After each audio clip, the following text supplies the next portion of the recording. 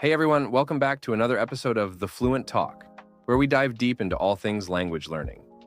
I'm your host, Jake, and today we've got something really special lined up for you. I'm here with my amazing friend Emily, who's been on this incredible journey of mastering English. Hey, Emily, how's it going? Hey, Jake. I'm doing great. Super excited to be here and chat about something that's been such a big part of my life lately. Learning how to speak English fluently. Absolutely. I think this is something a lot of people can relate to, whether they're just starting out or trying to get to that next level. And who better to discuss this with than you, Emily? You've made some serious strides with your English over the past few years. So, let's kick this off by talking a bit about your journey. How did it all begin for you? Emily's journey to English fluency. Sure, I'd love to share. So, I grew up in a small town where English wasn't really spoken much. I remember taking English classes in school, but it always felt like just another subject. It wasn't until I decided to move abroad for my studies that I realized how important it was to actually speak English fluently. That's a huge step. What was it like when you first arrived? I imagine it must have been overwhelming. Oh, definitely. I remember landing and feeling like everyone around me was speaking at lightning speed. It was intimidating at first. I knew the basics, but holding a conversation was a whole different ballgame. I felt like I was missing out on so much because I couldn't fully express myself or understand others as well as I wanted to. That sounds tough. So, what did you do to start improving your English? Well, the first thing I realized was that I had to immerse myself as much as possible. I started by surrounding myself with English. I would listen to English music, watch TV shows and movies in English, and even read books that interested me. The idea was to get used to the sounds and rhythms of the language. That makes sense. Immersion is such a powerful tool. But I'm curious, did you focus more on listening and reading first? Or did you try to dive into speaking right away? Initially, I focused more on listening and reading because I was still nervous about speaking. I felt like I needed to build up my confidence first. But looking back, I think it would have been better if I had started speaking earlier. There's something about actually using the language that really accelerates learning. So, after a few months, I made a conscious effort to start speaking more, even if it meant making mistakes. Overcoming the fear of making mistakes. That's such an important point. Overcoming the fear of making mistakes. I think a lot of people struggle with that, especially when they're learning a new language. What helped you push past that fear? Honestly, it was a combination of things. I had to remind myself that mistakes are a natural part of learning. No one expects you to be perfect right away. And the more you practice, the better you get. Plus, I realized that people are generally very understanding and patient when they know you're learning. Exactly. And I think another thing that helps is finding a supportive environment. Did you have a group of friends or classmates who encouraged you to practice? Yes, and that made a huge difference.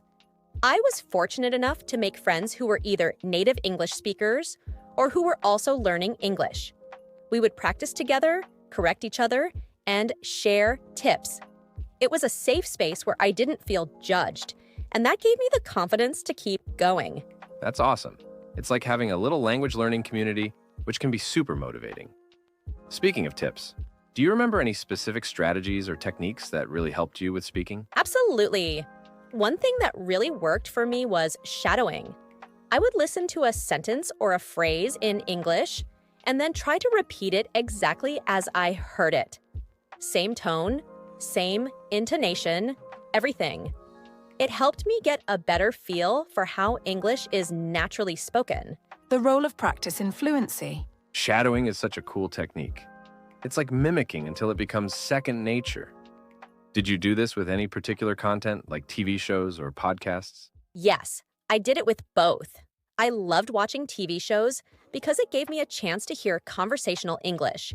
I would pick a scene, watch it a few times, and then shadow the lines. It felt a bit silly at first, but it really helped me improve my pronunciation and rhythm. That's a great approach. And it's fun too because you're learning while watching something you enjoy. Did you also try any speaking exercises or join any language exchange programs? I did. Language exchanges were incredibly helpful. I found a few people who were interested in learning my native language, so we would have a kind of exchange, half the time speaking in English and half the time in my native language. It was a win-win situation, and it made practicing much less stressful. That's so smart. You get to practice in a real conversational setting, which is probably the best way to improve. So, after all this practice, did you start to notice when your English began to feel more natural? I did, and it was such an exciting moment. It wasn't one specific event, but more of a gradual realization. I noticed that I was able to follow conversations more easily, respond without overthinking, and even make jokes or express more complex ideas. That's when I felt like I was really becoming fluent. That's amazing, Emily. It's like the moment when all your hard work pays off. But I'm curious, did you face any plateaus in your learning process? And how did you push through them? Oh, definitely. There were times when I felt like I wasn't making any progress, especially when I was trying to move from intermediate to advanced fluency. It was frustrating, but I found that switching up my routine helped. I started challenging myself with more difficult material, like reading novels in English or discussing more complex topics with friends. It forced me to learn new vocabulary and think more critically in English. Staying motivated on the language learning journey. That's a great tip, challenging yourself with tougher material. It's easy to get comfortable, but pushing those boundaries is where the growth happens. How did you stay motivated during those tough times? Staying motivated was a challenge, but I tried to keep my eyes on the bigger picture. I reminded myself why I was learning English in the first place. Whether it was to connect with more people, advance in my career, or simply feel more confident in myself. Setting small, achievable goals also helped. Like instead of saying, I want to be fluent, I'd set a goal like, I want to be able to order food confidently at a restaurant. Those little wins kept me going. That's such a good approach. Focusing on the reasons why you're learning and celebrating small victories can really keep the momentum going. Do you have any advice for people who are just starting their journey to fluency? Definitely. First, be patient with yourself.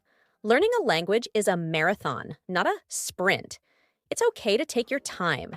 Second, immerse yourself in the language as much as possible. Listen to music, watch movies, read books, whatever you enjoy. And finally, don't be afraid to speak. The more you practice, the more confident you'll become. Even if you make mistakes, it's all part of the process. That's solid advice, Emily. I think a lot of people will find that really encouraging. Before we wrap up, do you have any final thoughts on what it means to be fluent in a language? For me, fluency isn't just about being perfect in a language. It's about being able to communicate your thoughts and ideas clearly and confidently. It's about connecting with people, understanding different cultures, and opening yourself up to new experiences. And most importantly, it's about enjoying the process of learning. That was some great advice you shared earlier, Emily. Since we've got a bit more time, let's delve into some specific techniques and experiences that you found particularly impactful. You mentioned shadowing earlier. Can you explain a bit more about how that worked for you and how others might apply it effectively? Sure.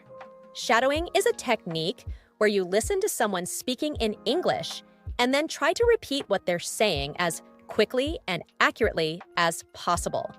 It's like being a parrot, but with purpose. The goal is to mimic not just the words, but the intonation, rhythm, and even the emotion behind the speech. I started with short phrases, like in daily conversations or movie dialogues, and gradually moved on to longer sentences and entire passages. That sounds really practical. Did you find any particular type of content or speaker easier to shadow when you were starting out? Definitely. When I was starting out, I found it easier to shadow content that was a bit slower and clearer, like news broadcasts or educational videos. The speakers in those contexts tend to enunciate their words more, which makes it easier to catch the nuances. But as I got more comfortable, I started shadowing faster-paced content, like interviews or TV shows with a lot of dialogue. It was challenging, but it really helped me improve my fluency and pronunciation. That's a really interesting progression. I think it's also worth mentioning that shadowing not only helps with pronunciation, but also with listening skills, right? Absolutely. It trains your ear to pick up on subtle differences in sounds and word usage. Plus, it gets you used to hearing English in its natural context, which is crucial for fluency. Over time, I found that my brain started to automatically process English more quickly, and I could understand conversations or content without needing to translate it in my head first. That's a huge milestone. Speaking of listening, let's talk about listening comprehension. What kind of exercises or habits did you develop to improve your ability to understand English, especially when people speak quickly or use idiomatic expressions? Listening comprehension was one of the hardest parts for me, especially when dealing with native speakers who tend to speak quickly or use slang and idioms. One technique that helped was active listening, where I would focus intently on short audio clips or conversations and try to pick out every word and phrase. If I didn't understand something, I'd replay it several times until I got it. Active listening sounds intense but effective. Did you find that it also helped with understanding different accents? Yes, it did. I made a point to expose myself to different accents: British, American, Australian, and even regional accents within those countries. At first, it was overwhelming, but over time, I got better at recognizing the differences and understanding them. I think the key was not getting discouraged when I didn't understand something right away. It's all part of the learning process. That's so true. Understanding accents can be a big hurdle, but it's so rewarding once you start to get it. Let's pivot a bit to speaking practice, particularly in real-world situations. How did you manage to practice speaking in English in your day-to-day life, especially in the early stages? That's a great strategy, using everyday situations as opportunities to practice. Did you ever feel nervous about speaking English in public or with strangers? Oh, definitely. I was really nervous at first, especially about making mistakes or not being understood. But I had to remind myself that it's okay to make mistakes. Most people appreciate the effort and are willing to help. I also learned to laugh at my own mistakes instead of feeling embarrassed by them. It made the whole process a lot less stressful.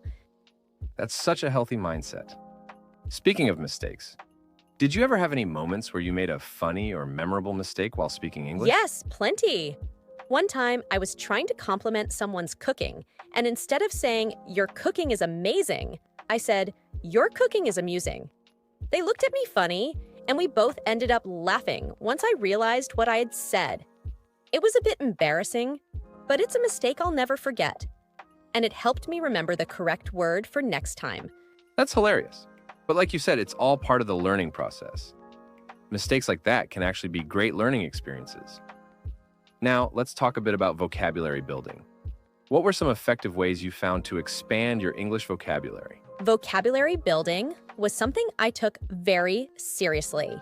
One technique that worked for me was creating flashcards. I'd write down new words I encountered, along with their meanings and example sentences, and review them regularly.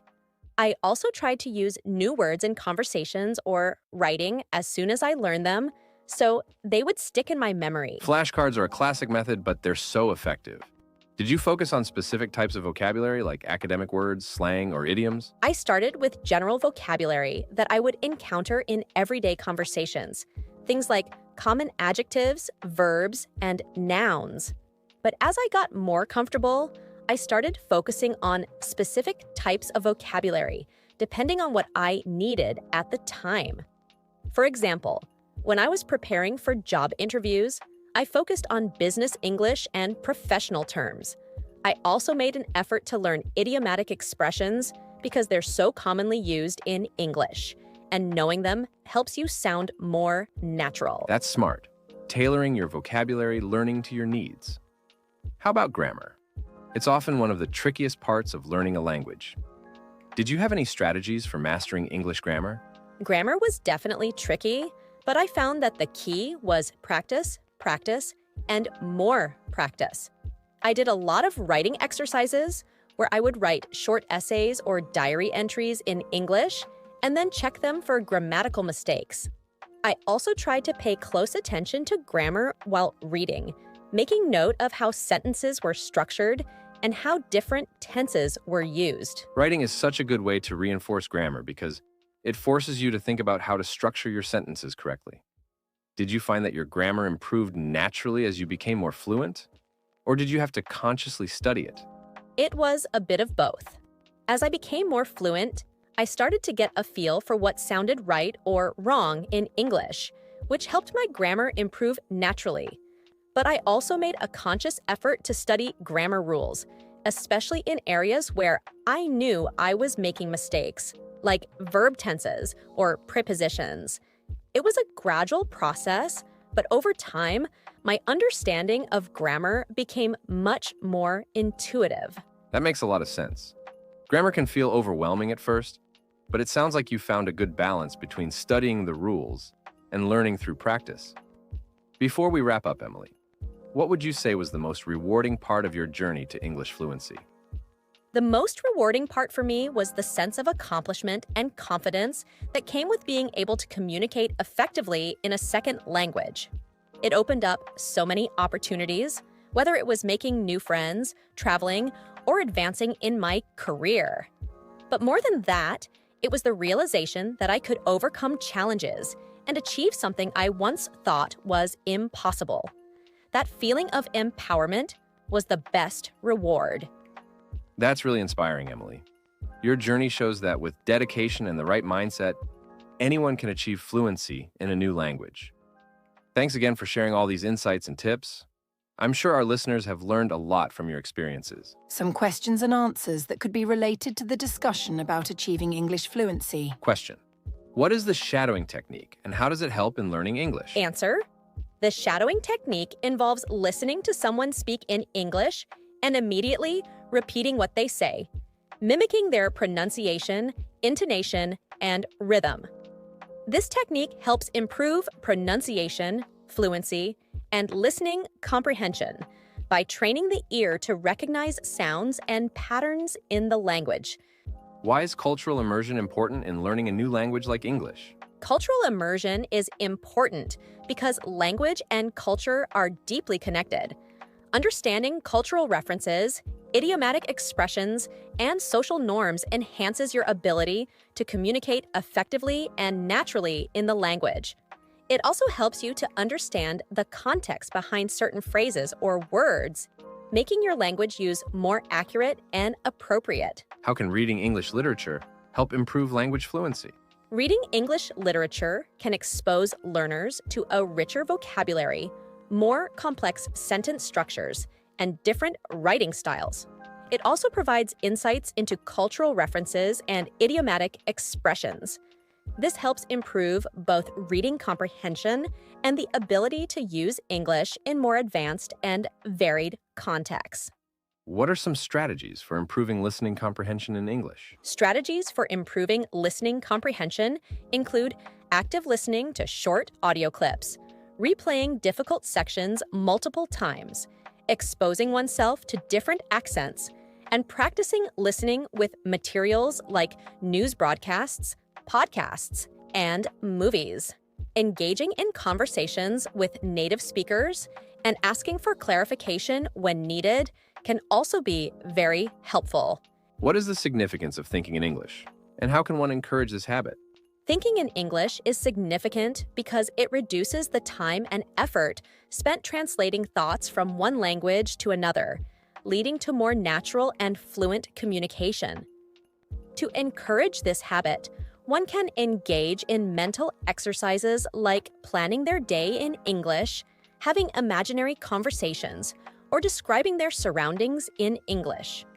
How can one overcome the fear of making mistakes when speaking English in public? To overcome the fear of making mistakes, it's important to adopt a positive mindset where mistakes are seen as learning opportunities.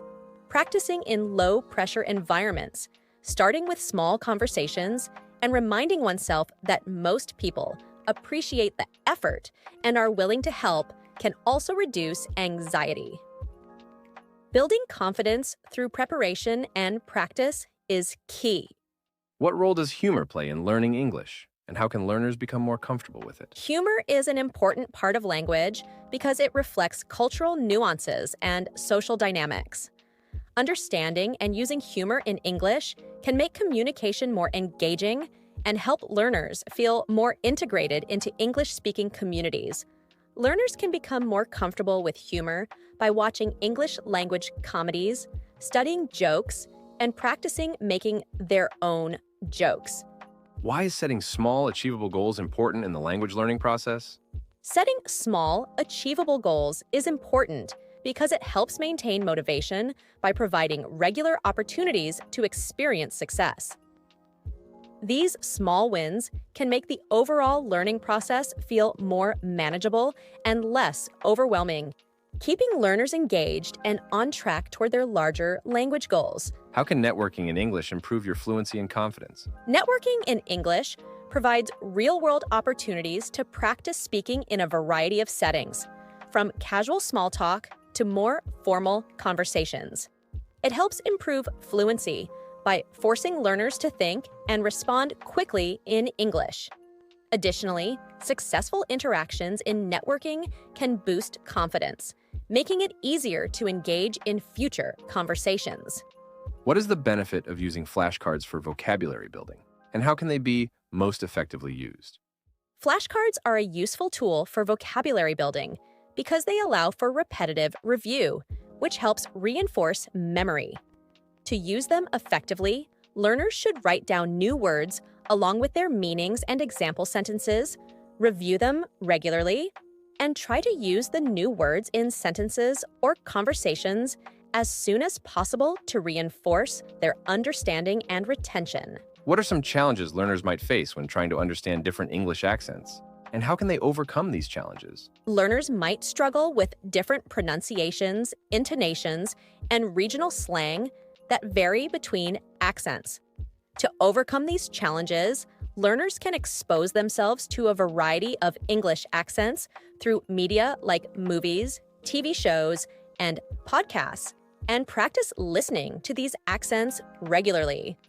They can also engage with native speakers from different regions to get accustomed to the diversity of English pronunciation. How does participating in cultural activities help with English language learning? Participating in cultural activities helps learners experience English in its natural context, exposing them to the social norms, customs, and cultural references that shape the way the language is used.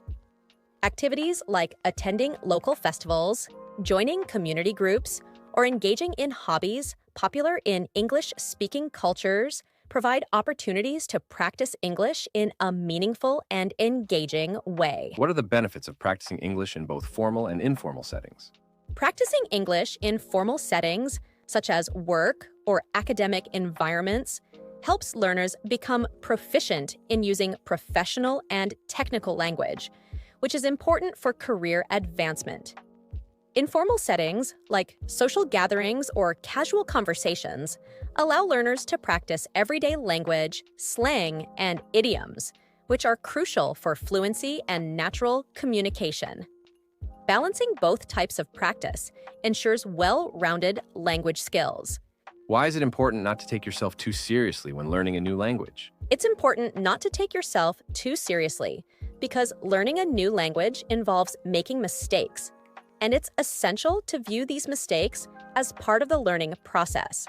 Being able to laugh at oneself and maintain a positive attitude reduces stress and anxiety, making it easier to learn and enjoy the language journey. This mindset also encourages more frequent practice, as learners are less afraid of making errors. How can asking for clarification help in conversations when you don't understand something in English? Asking for clarification helps ensure that you understand the conversation correctly, which is crucial for effective communication. It also shows that you're engaged and willing to learn, and it can prevent misunderstandings. Most people appreciate the effort and are happy to explain or rephrase their words, which also provides an opportunity to learn new vocabulary or expressions. We've covered a lot so far, but there's still so much more we can explore. Let's dig into some more advanced aspects of language learning. Emily, now that you are fluent in English, how do you keep challenging yourself to continue improving? That's a great question, Jake. Even after reaching a certain level of fluency, it's important to keep pushing yourself to avoid getting complacent. One thing I've done is to engage with more complex materials. For instance, I started reading literature in English, like classic novels and contemporary fiction. These types of books often contain richer vocabulary and more complex sentence structures, which can really stretch your language skills. That's a solid approach. Reading more advanced material not only expands your vocabulary, but also deepens your understanding of cultural references and idiomatic expressions. Have you noticed any particular challenges when reading English literature? Definitely. Sometimes the language in literature can be quite dense or archaic, especially with older texts. There are also cultural references that can be tricky to understand if you're not familiar with the context. When I encounter something I don't understand, I usually take the time to look it up. It's a slower process, but it's also incredibly rewarding because it enriches your understanding of both the language and the culture. That's true. Literature is a window into culture as much as it is into language. Speaking of culture, how important do you think cultural immersion is in achieving fluency? Have you had any experiences where cultural understanding significantly helped your English? Cultural immersion is crucial, in my opinion.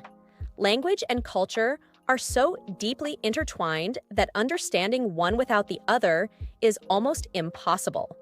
For example, idioms and expressions often have cultural origins, and understanding those can really enhance your fluency. I remember when I first started hearing phrases like spill the beans or break the ice. They didn't make sense to me at first because I took them literally. But once I understood the cultural context behind them, they became much easier to remember and use. Cultural immersion is crucial, in my opinion. Language and culture are so. That's a great point. Cultural immersion doesn't just help with language comprehension, it also makes communication more meaningful. Did you find any particular activities or experiences that helped you immerse yourself in English-speaking cultures? Yes, I tried to participate in as many cultural activities as possible. For instance, I attended local festivals, joined community groups, and even took up hobbies that were popular in English-speaking countries, like joining a book club or a cooking class. These activities not only gave me the chance to practice English in a natural setting, but also helped me understand the cultural nuances that are often reflected in the language. Those are great ways to immerse yourself. It sounds like you were really proactive in finding opportunities to use English in real-life situations. Were there any particular social settings where you found it challenging to use English? Social settings where there were a lot of people talking at once, like parties or large gatherings, were definitely challenging at first. In those situations, people tend to speak quickly and use a lot of slang, which can be hard to follow. What helped me was not being afraid to ask people to slow down or repeat themselves. Most people are more than happy to do so, especially when they know you're not a native speaker. It also helped to focus on one-on-one conversations, which were easier to manage. That's great advice. There's no shame in asking for clarification, especially in fast-paced environments. How about speaking with native speakers in professional settings? Did you have any experiences where using English at work or in formal situations was particularly challenging? Yes, using English in professional settings was one of the more intimidating aspects of becoming fluent. The language used in the workplace can be quite different from casual conversations, with more technical terms and formal expressions. My first experience giving a presentation in English was nerve-wracking. I was worried about my pronunciation, my grammar, and whether I'd be able to get my points across clearly. But I prepared thoroughly, practiced my presentation multiple times, and made sure to anticipate any questions that might come up. That's a really good strategy. Preparation is key in professional settings. How did you feel after that presentation? Honestly, I felt a huge sense of accomplishment. It wasn't perfect. I stumbled over a few words and lost my train of thought once or twice, but overall, I was able to convey my ideas effectively. The feedback I received was positive, which boosted my confidence. It taught me that even in formal settings, it's okay to make mistakes as long as you're clear and well prepared. That's so true. Mistakes are a natural part of communication, even in your native language. Since we're on the topic of professional settings, let's talk about networking in English. Have you had any experiences where networking in English was challenging? And how did you navigate those situations? Networking in English was definitely challenging at first, especially in large events where you're expected to introduce yourself and make small talk. The key for me was to prepare some conversation starters and practice my elevator pitch so that I felt more comfortable introducing myself. I also focused on listening carefully and asking questions, which made the conversations more natural and took the pressure off me to talk constantly. That's a really effective approach. Preparing in advance and focusing on listening can make networking a lot less intimidating. Did you find that networking in English helped you in other areas of language learning, like fluency or confidence? Absolutely. Networking helped me become more comfortable with spontaneous conversations, which is a big part of fluency. It also gave me the opportunity to practice speaking in a variety of settings and with different people, which helped build my confidence. Plus, the more you network, the more you learn about how language is used in different contexts, whether it's formal, informal, or somewhere in between. That's a great point. Networking really exposes you to different styles of communication. Let's switch gears a bit and talk about another advanced topic, thinking in English. Do you find yourself thinking in English now? And how did that transition happen for you? Yes, I do think in English most of the time now, but it was a gradual transition. In the beginning, I would often think in my native language and then translate my thoughts into English before speaking. But as I became more fluent, I started to notice that I was thinking directly in English, especially when I was in English speaking environments or when I was particularly focused on something in English, like reading or writing. That's a big milestone in language learning, thinking in the language you're learning. How did you encourage that transition? Were there any specific exercises or habits that helped? One thing that helped was doing mental exercises in English, like thinking through my daily plans or having imaginary conversations in English. I also tried to immerse myself in English as much as possible, even when I was alone.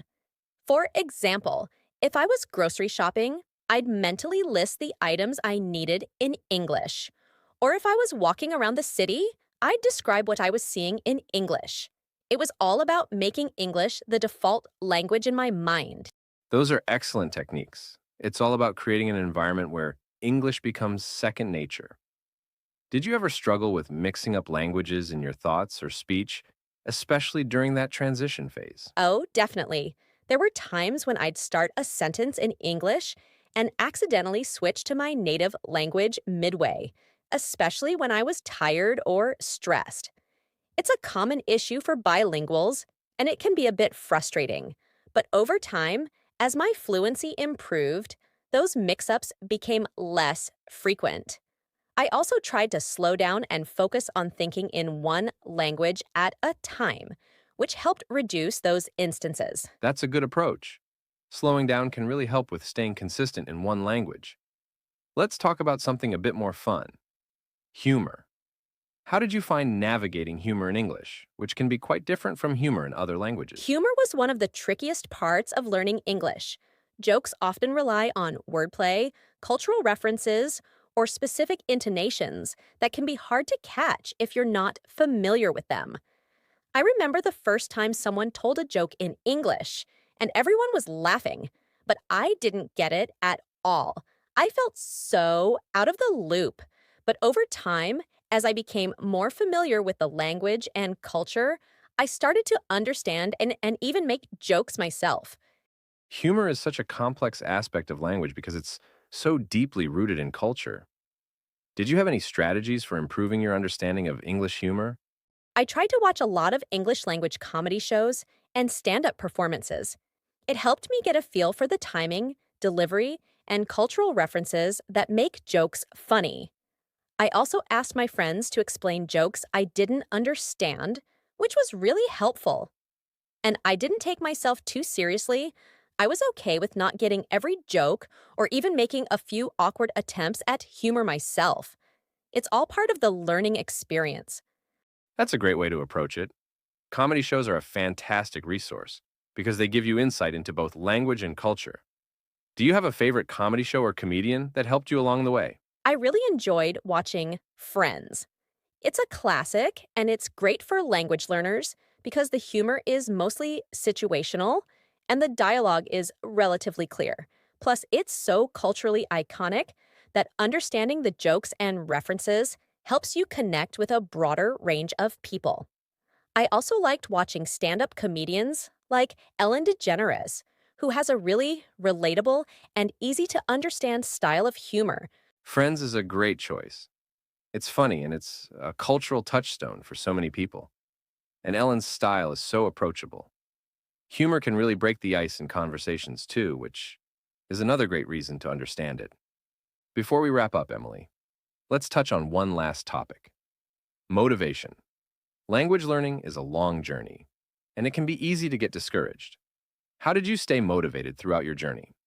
Staying motivated was definitely a challenge at times, especially when I hit plateaus or felt like I wasn't making progress. One thing that really helped was setting small, achievable goals. For example, I'd challenge myself to learn a certain number of new words each week or to watch a movie in English without subtitles. These small wins kept me motivated because they showed me that I was making progress, even if it was incremental. That's a great strategy. Focusing on small, tangible goals can make the journey feel less daunting. Did you have any other sources of motivation, like role models or specific reasons for wanting to become fluent in English? Yes, I had a few role models who inspired me.